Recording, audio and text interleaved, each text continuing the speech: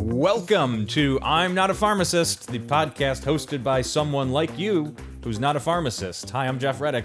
We are supported by the Pharmacist Society of the State of New York, PSNY, bringing education on pharmacy issues to the consumer. And you can watch us on YouTube and listen wherever you get your podcasts. Episode 4, diving into that fun topic of specialty drugs. You may have heard about this before. What are they? How many of them are there? What makes them so special, and what do real pharmacists think of them, most importantly? Plus, last time on the show, we discussed whether New York would ever regulate PBMs. Turns out the state might be getting a new way to do that, a different way. And as always, we've got our segment putting on our PBM hat at the end, and YouTube viewers are in for a treat today. Search I'm Not a Pharmacist on YouTube for more. Right now, it's time for our first segment, Drug of Choice. Drug of Choice is the definitive, quick-hitting news segment in pharmacy land. What's going on in the world of pharmacy right now? First up, the executives of top pharmacy benefit managers, or PBMs, have been invited to testify before the House Oversight and Accountability Committee. This is big news. While we don't know the subject at this time, it's notably the second time recently that such testimony could occur in recent months. That's after Optum Rx had to testify about the Change Healthcare hack earlier this spring. Stat News reports the invitees this time include not only Optum, but also CVS Caremark and Cigna's Express Scripts. So that's the three big PBMs right there. It's another sign that the federal government is finally looking deeper at PBMs and what they do in the pharmacy industry in the U.S. Stay tuned on that. Next up, a federal judge in the state of Hawaii has ordered 4 major drug makers to pay out almost $1 billion to that state for dishonestly marketing the blood thinner Plavix. The drug, according to the court's decision, is less effective for non-white people, such as Hawaiians, who are descended, of course, from Native Pacific Islanders. The Associated Press reports that this is notable because the same drug makers have been sued in the past for the same reason in 4 other states, but the drug makers won each of those times. This was the final lawsuit, and they lost this one in court, but they do plan to appeal. Now, the prosecutors who brought the case in Hawaii are calling it a victory against pharmaceutical giants, who they say, quote, acted in bad faith by marketing a product that could potentially have had devastating effects on Hawaiians. Keep an eye on that one. Appeal forthcoming. And that's Drug of Choice. You're listening to the I'm Not a Pharmacist podcast, hosted by me, Geoff Redick, still definitely never ever a pharmacist. And we are now into our next segment called This is a Pharmacist. We're joined by Brad Arthur. Now, Brad is the managing partner at Black Rock Pharmacy near Buffalo with his brother Don. And Brad, I did see just the other day, Don was on the local radio station talking about PBMs and pharmacy closures. And we were just talking about that on our last episode of the podcast. What was he saying out there? Yeah, so basically he was trying to give a on-the-ground kind of assessment of where we are and where we're likely to be in the next several years. You know, pharmacy closures are impacting, the small neighborhood community pharmacies to the extent of about 1 a day are closing across this nation. And we can't forget that on the chain side, that the closures are even more significant than that. We've lost almost 1,000 pharmacies in New York and across the country over the past 12 months. 1 a day across the country is the present rate that we're at for pharmacy closures? Yeah, 1 a day. And I think people need to understand that when a pharmacy closes, sometimes the communities in which they serve are drastically impacted because they could be the only provider of not only pharmacy services, but sometimes our pharmacies are the jumping off point for primary care, getting people into the healthcare system and helping to facilitate that. So the impacts are far ranging, and it should get the legislators, primarily in Washington, D.C., to act. And that's what we're working on now.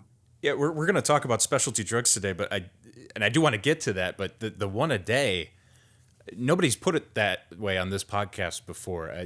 And you're one of those small business owners. You're an independent owner of or managing partner in two pharmacies. Is that right?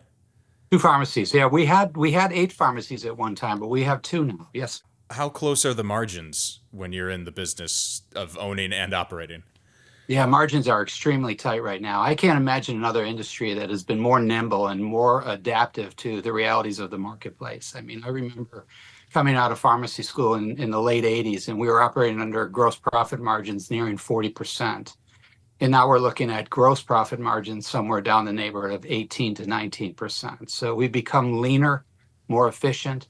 The big challenge for us is that the people that we partner with, so-called partner with, the PBMs, are insistent on continuing to drive down reimbursement to the point where, in spite of all of our efforts, it's still challenging. Well, we've got more to talk about with those friends in a little bit. Let's get into specialty drugs. This is a place I think a lot of pharmacy customers, pharmacy patients are unfamiliar with the concept of what a specialty drug is. Sometimes you're just told, "Oh, this is a specialty drug. Oh, you need to do this because this is a specialty drug." Can you explain beyond what it sounds like? What is a specialty drug? So let me give you the technical definition, and then I'll preface that by what the real world definition is. A specialty pharmacy, it refers to a unique distribution channel designed to handle specialty drugs or pharmaceutical therapies that are extremely high. So that is a very generic description of something. We're basically saying, well, we have these very expensive medications, they should be in specialty. The reality of it is the specialty definition is manipulated by the insurance payers, the PBMs. For example, I have a drug that's very commonly used for rheumatoid arthritis, methotrexate, which literally costs pennies, pennies to produce. And the PBMs have put that into a specialty category. So by and large, it is complex molecular agents that are new to the market that are almost always expensive, but that's not always the case. Yeah, methotrexate's a very common drug, is it not? Extremely common drug. Pennies to produce. Yes. And gets thrown into the specialty category because they can. So oftentimes when and I know you're not a pharmacist, and I am a pharmacist, and that's the name of the podcast, Brad. But I get it. And when I am with my pharmacy colleagues, a lot of times when we're discussing the challenges, particularly now in this industry with respect to the PBMs, we'll often joke and say, well, why do they do that? It's because they can, so they wield incredible influence on the manner in which pharmaceuticals are dispensed. So if you're someone who's in need of methotrexate, or your doctor prescribes it to you, and it's a specialty drug, what's the process then to go about it? I've never needed a specialty drug. How does that change how I get my prescription? So that's a great question and the reason I characterize it as a great question, in particular because the manner in which it becomes a specialty drug. There isn't a uniform set of standards that say it's a specialty drug. It's determined by the payer, in this case, the pharmacy benefit managers.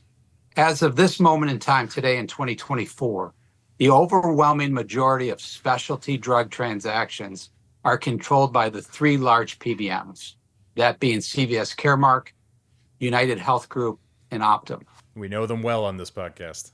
You do, and their policies with respect to specialty drugs are not the same. So there is no industry standard. One could be a specialty drug on one and not on the other. So this isn't DEA or FDA. No, there's no standard. Oh. Yeah. They just now, after many, many years, are starting to coalesce around a standard definition. But with respect to the way formularies, which are the approved list of drugs by the pharmaceutical benefit managers, are determined, those are independent decisions based on those PBMs. So there's a standard by which FDA and DEA have to approve something before it can be prescribed and dispensed, yeah? Before it can be brought to market. But when it comes to the manner in which the plans decide who wins and who loses, or who gets access to the drug and under what conditions, right, those are decisions that remain with the PBM and are not affected or impacted by government in any fashion. Let's simplify that. Those decisions on medications, they lay with publicly traded companies that are beholden to shareholders. Yeah, without a doubt. But let me go into a little bit more depth about how that happens, because when I was wrapping up my service with the National Community Pharmacists Association in 2016, we saw this growing wave of activity moving from traditional oral solid medications that had dominated the market into these specialty drugs, which by and large were injectable medications. So in the early days, in 2016 or going back to like 2008, you had roughly 30 drugs. They were highly unique, put into the specialty category. And our belief as an association was that if we cannot position our member pharmacies to be able to handle these specialty drugs, we were going to be out of this huge market, which, by the way, today in 2024, the specialty drug market represents 60% of the total drug spend. Ooh. 60%. Back to my original premise. So the association started gearing towards what were the types of things that were going to ensure that independent community pharmacy was relevant in the specialty marketplace. One thing was accreditation. Did they have the skill set and the means by which to assist in managing these drugs? Because the theory is, Geoff, that when the pharmaceutical manufacturers bring these new entities to marketplace, there's going to be an expectation that they are used properly for one, and that they're getting the desired therapeutic outcome. The thought was that the industry was going to demand a higher level of touch with these drugs merely because they were so expensive. Insurance company isn't going to be willing to cover, $5,000 drug if they don't have a reasonable expectation that's being used effectively. So that's where we were developing policy around. No one has a more direct, high-touch impact with their patients than independent community pharmacy. Right. I'm sad to say, 10 years later, specialty drugs, by and large, are treated like a commodity, like most other drugs. They're controlled by the three large PBMs that we referred to earlier. There's something too, this is ringing a bell with me, where a specialty drug is administered by a specialty pharmacy. Do you have to become a specialty pharmacy? Is that a thing? Not necessarily. A lot of the early specialty pharmacies like Statlanders, they actually kind of emanated from independent pharmacies that saw an opportunity. Okay. And they got out there and they created the clinical means by which they could report back. A lot of these drugs, there's a clinical component to it. So they really created this whole infrastructure around ensuring that these drugs were really producing at the top of their therapeutic design. Problem is, fast forward to today, they were all cannibalized by the big insurance companies, and their interests are not the same. They're leveraging their place in the marketplace against the manufacturers through this concept of rebates. It's just about maximizing their rebates through the manner in which they manipulate their own respective formularies. If you're listening to this and you haven't listened before, you can see how this starts to get atmospheric and stratospheric in how much influence is from that one part of the industry, the PBM part of the industry. I think the greatest example of that is the recent commentary by Mark Cuban, who is trying to be a disruptor in this space, this very space that you just identified that's certainly becoming so large it's almost too big to fail. But Mark Cuban's concept was that this is almost akin to a conspiracy or a RICO type situation. It's very difficult to penetrate this market. We don't operate in transparency. We don't have a free, open, competitive marketplace. And that has to change. How long have you been doing it, Brad? How long have you been a pharmacist? I have been a pharmacist for, you're making me do math now, 34 years. 34 years. Been doing it a long time. 34 years ago, how many specialty drugs were on the market? Zero in the late 80s. They really came in probably in the end of probably the 1990s, maybe 1998. We started seeing specialty drugs. Now they're probably on tap to be around 200 specialty drugs in the marketplace. It's where much of the research and development dollars are going. They're a little sidetracked right now because a lot of big pharma is now pivoting to these GLP-1 weight loss drugs because that's where the tremendous opportunity is. Right. But in the background, and I don't want to disparage the category, Geoff, because there are some remarkable things going on through specialty medicine in in treatments that otherwise weren't available: multiple sclerosis, cancer, HIV, other categories. So Yeah, I think most people who believe in the power of pharmaceutical medicine are not like you. They're not disparaging what's accomplished by these new and innovative medicines. It's just the way it's handled. Like you could bring it back to methotrexate being on that list. Just seems kind of ridiculous because and that it boils down to a price issue. yeah, yeah, and I think really central to everything, Geoff, is this idea that all of us got into this industry, this practice, this business for the purposes of taking care of patients. So our patients being able to, you asked me a moment ago about, what happened, how does a patient access this? It's such a confusing endeavor for much of our patients to try to navigate. We try to help them as much as we can, if we're even allowed to by one of the big payers. So, access to these drugs can do the most remarkable things in the world, but if people can't access them, it doesn't matter. We know that there's medicines that sometimes you're as a patient beholden to try something else before you get to go to the one you want. You know what I'm referring to? Is that also a product of this specialty market? Because those drugs are so expensive, they need to be handled right. In some cases, but not really. I mean, that's typically referred to as step therapy, before they'll go right to the heavy guns or the expensive drugs. They'll require you to try. There's a couple of examples in the cholesterol space where they'll have you try oral solid anti-cholesterol meds. But if you're non-responsive to those, that doesn't really happen. I have to say, but there are many other barriers to entry, that require prior approval processes. The other interesting thing that's going on now too is these biosimilar is a new term that's entering the market. And this is where FDA has influence, because if you have an oral solid drug that was manufactured in the lab, there's a pretty high degree of likelihood that you're going to be able to mimic that almost identically, within a negligible margin where you could reproduce that in almost the exact fashion. When you have these biologic drugs, these specialty drugs, it's almost impossible to get them to be exactly the same. So the government, FDA, are treating these as another category called biosimilars. So now you have a lot of companies out there, a lot of manufacturers that are racing in to grab just even small portions of this market, because it's a multi-billion dollar drug market. And they're trying to break into that. But there's so many, like Mark Cuban identified, there are so many barriers to entry that sometimes it's almost impossible to bring those products to market in a meaningful way. Biosimilar. Okay, I'm gonna make a note for another episode because there's a lot more to get into there pretty deeply. You're going to see a lot of activity in biosimilars. You're seeing some of it right now in diabetes drugs and insulin drugs. Yeah. We mentioned, you asked me when I got out of pharmacy school in 1987, the average price of a bottle of insulin was about $25. Today it's 300.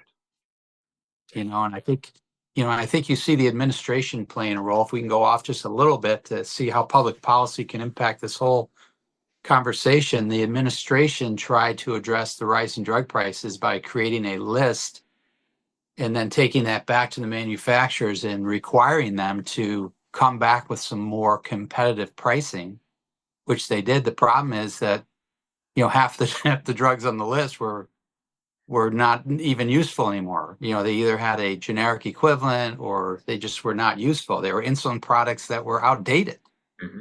So government's trying to manage this specialty and other very expensive drug spends. But there's always been this notion that the more government tries to weigh in on specialty or other elements of pharmaceutical pricing, the industry says, well, we'll just scale back on research and development. The overwhelming majority of new innovative products that are available to patients, life-saving products, come from this country. So there's got to be a happy medium somewhere, in my opinion. On the subject of getting, again, I want to get back to patients getting those specialty drugs. What is the role of the pharmacist in that process? We are a pharmacy-focused podcast. Can you help patients, guide them, help them get more affordable options, help them get these drugs quicker? And what's your role in hopefully expediting that process? So let me walk you through that process, because I think it's important for the purposes of this podcast to discuss this, because I'm a very typical independent community pharmacy. Mm-hmm. We're a traditional dispensing pharmacy that is now expanding into more clinical services, very robust vaccines, all those type of things. And I say that because we are open and willing to be able to embrace these new changes in the practice of pharmacy. The problem is, and this is what I want to really make a point of, is that we don't even see these. So what does the patient do? How do they access it? Oftentimes they are cut off before they even come to us. There's a relationship that might exist in the doctor's office where the doctor is like, I'm going to put you on Humira, Mrs. Jones. But we realize that there are special circumstances. So we're going to deal directly with your insurance company, one of the large 3 PBMs. And oh, by the way, we're going to send it to their specialty pharmacy. And then they will fill it most likely via mail order option. It'll be sent directly to your home. There are a lot of times we don't even see that a patient is on a specialty medication. So we have fought for years, and we were successful. There's a bill in New York State that is a anti-mandatory mail order bill. And for many, many years, we have challenged whether or not that is being actually adhered to by the industry. But the question becomes, if I have a patient, Miss Jones, that comes in, my ability to file a claim on her behalf to challenge the means in which that we're being excluded, there's really no one for me to go to, and rarely is there any change as a result of that. Brad, isn't there a danger inherent in that? Because pharmacists, sometimes you catch those medication interactions, things that could be harmful to a patient, but you don't have the history that they're even on a specialty like a Humira? Yeah, so back to the original, the original jumping off point about specialty is the face-to-face interaction that we have, the history that we have with the patient. Mm-hmm. I could tell you, if I'm standing in front of a person at the pharmacy counter, I can tell you the great majority of times, are they the primary caregiver? Because a lot of times, particularly in households where you have more senior people, the wife is the one that digests the information, gets feedback from the system, is managing the circumstances for the husband in the household. So if I'm not talking to the primary person, or I don't even recognize who the primary person is, there's a healthcare disconnect. So there is a big consequence of pulling these out.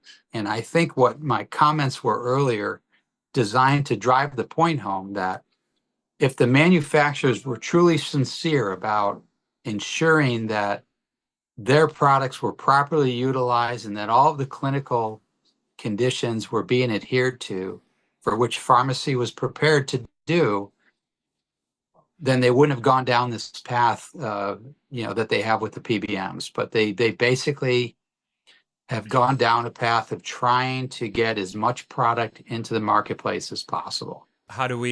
Who's working on this? How do we fix it? Who's trying to fix it? So I think a lot of people are starting to fix it. We're trying to fix it. We've been working on PBM reform at the state level for many, many years.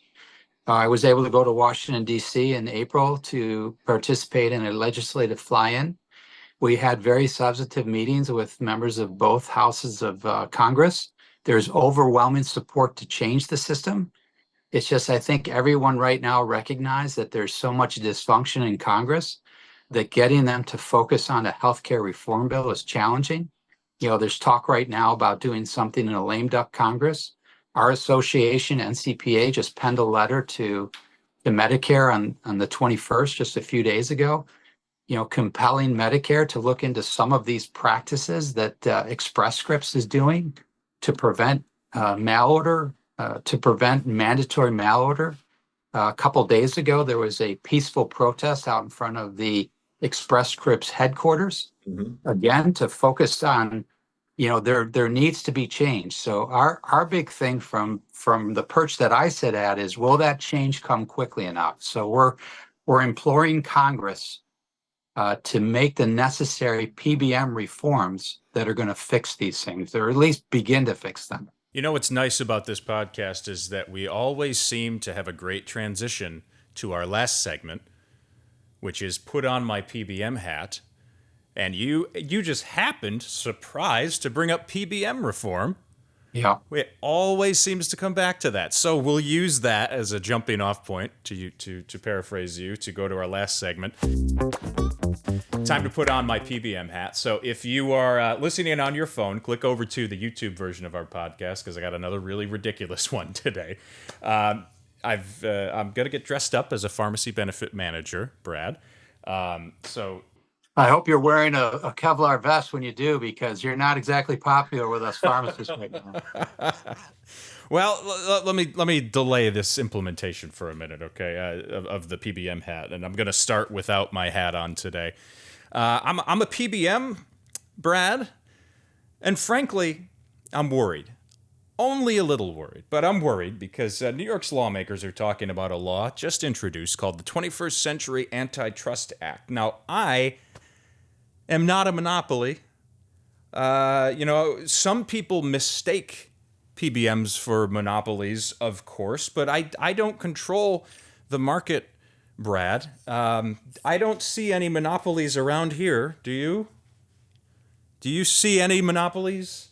I'm going to make up a new word. It's actually called a triopoly, if that's such a word. I know duopoly is a word, but yes, you clearly are. I don't see that. You clearly are operating in a monopolistic manner.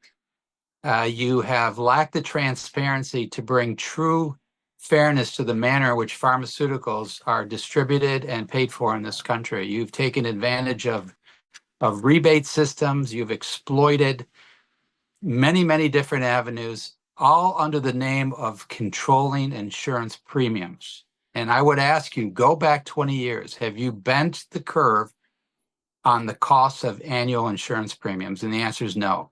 Details, but I think we're getting away from the point that I don't see any monopolies. I don't see any triopolies. Nothing around here.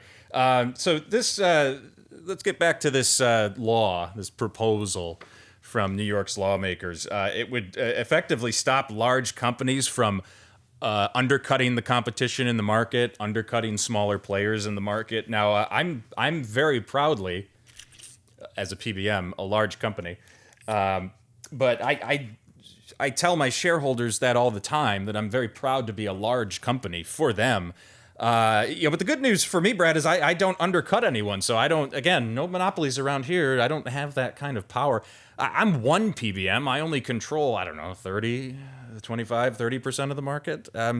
So you would agree, I can't undercut. I just don't, I don't have that kind of control. 65 million people in this country, age 65 and over, are eligible for Medicare Part D, which is the insurance benefit which was created under the Bush administration for the first time, at a new entitlement program that is entirely managed by you and your other co-conspirators. Proudly. And I would disagree with you. And if what you were doing was so sincere, why not do it in a transparent way? So let me caveat that, or preface that by saying, in order to be able to manage a prescription drug benefit for 65 million people, you have to have the wherewithal to do that. So I'm not suggesting that there is no place for PBMs in this system, because there absolutely is. Every year we have new people entering the system. Every month we have new people becoming Medicare eligible, and therefore they're going to have to access prescription drug benefits. Somebody has to have the means to do that, and the big PBMs do. But there are many other PBMs that operate in a fully transparent pass-through model, that operate as administrators of the benefit, not those that operate for the purposes of extracting large rebates. The only thing I need to pull you back to is take a look at the state of New York when they made the decision to return the Medicaid program back to the health department, into the fee-for-service program. Yeah, you folks aren't happy about that. Still and not I happy. Understand why? Yeah, because we're exposing the monopoly that has existed for far too long, and it's time that Congress act. The FTC is taking notice, and you're going to be wearing stripes soon. I'm not I'm not laughing. That not funny. And I did focus on the beginning of that when you said that you agree there is a place in the industry for PBMs. I don't know what you said after that, but we agree on that. There's a place for me in the industry. Brad, we've been friends a long time, you and I, despite you, of course, trying to hurt me. But I don't take that personally. And that's why I'd like to ask you not to make a case to the state to regulate me in New York through the Department of Financial Services, not to make a case to the state that I'm a monopoly. Again, I don't see any monopolies around. So, Brad, would you do that for me? And wouldn't you agree that these regulations and these laws, it's all a step too far for me? I care for patients. I am so glad that you asked me that question, and this is the way I'm going to answer it. Instead of going to the patients that you serve, that contract for your own benefits, to try to make a case for why there's value in what you provide in the marketplace, instead of going to the providers, those of us that create a network that allow your beneficiaries to access very, very valuable and much needed services, you go around after the comment period, and then you go directly to the legislature and you look for your partners in the hospitals, and you tell them once again that if you continue to do this, that all you're going to see is an increase in premium, and patients are not going to have access to your products. Well, yeah. Isn't it true? No, it's your nose, your funny nose there is getting bigger as it's getting longer. Do you want to know something funny about my nose? Do you want to know? I don't know if you can see this. Oh, no, I see it all right. It's your Harpo Marx. Oh my gosh, I don't know where it took off again. I don't know where else I can go with this most ridiculous segment I've done yet, and that kind of made my nose uncomfortable. But Brad Arthur, thank you. I guess it was my PBM face today. It's my pleasure. I think you're going to need a disguise if you're going to try to get out of this. Thank you so much, Brad, for joining I'm Not a Pharmacist, and we'd be glad to have you back on sometime. Thank you for having me. Okay, and that's I'm Not a Pharmacist, episode 4. I'm Not a Pharmacist is a monthly podcast written, researched, and produced by the team at Baker Public Relations of Albany, New York. We are supported by the Pharmacist Society of the State of New York. You can find us on YouTube to watch the show and listen wherever you get your podcasts.